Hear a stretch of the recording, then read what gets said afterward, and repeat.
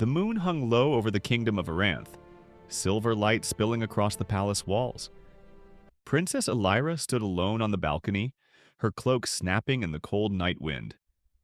Below, the torches of the royal army flickered like restless fireflies.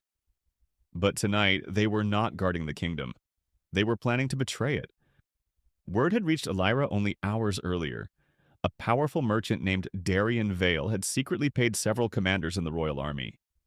Their plan was simple: force a hidden revolt among the council at dawn, strip King Aldrin of his authority, and place someone easier to control on the throne.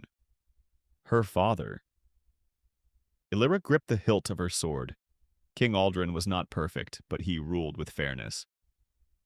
The kingdom had been peaceful for years because of him. If Darian Vale succeeded, Aranth would become a kingdom ruled by greed. And the army, her father's own army, had chosen gold over loyalty. "Princess?" a guard whispered nervously behind her. "The soldiers are gathering in the eastern courtyard." Elira turned. "How many remain loyal?" "Only a handful." She nodded slowly. That was enough. Moments later, the courtyard gates burst open as Elira strode forward in polished armor. The soldiers froze. They had expected sleeping guards, not the king's daughter standing before them with her blade drawn. Murmurs rippled through the ranks. "Elira," one captain said cautiously. "Step aside. This does not concern you." Her voice cut through the courtyard like steel. "It concerns the kingdom, and it concerns my father." A few soldiers lowered their eyes. She walked forward without fear, her cloak trailing behind her. "You were sworn to protect this crown," she continued, "yet you sell your loyalty for a wealthy man's coin? You would replace a just king with a puppet?" The captain tightened his grip on his sword.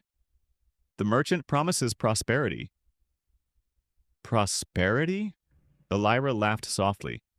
"Prosperity bought with betrayal never lasts." The soldiers shifted uneasily. Darian Vale himself stepped forward from the shadows, dressed in fine velvet despite the late hour. "Princess," he said smoothly, "you are brave, but bravery cannot stop progress." Elira raised her sword.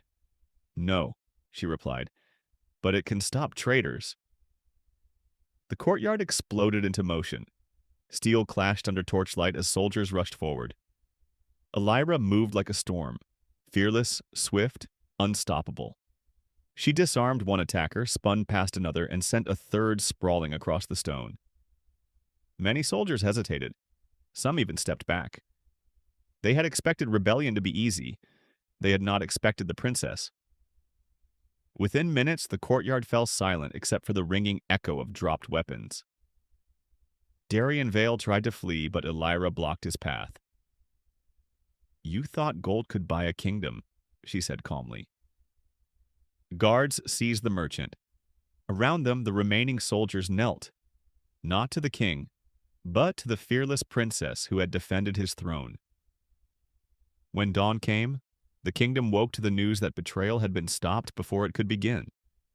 And though King Aldrin still wore the crown, everyone in Aranth knew something had changed. Because from that night forward, the people spoke of Princess Elira not only as the king's daughter, but as the warrior who stood alone against an army and did not flinch.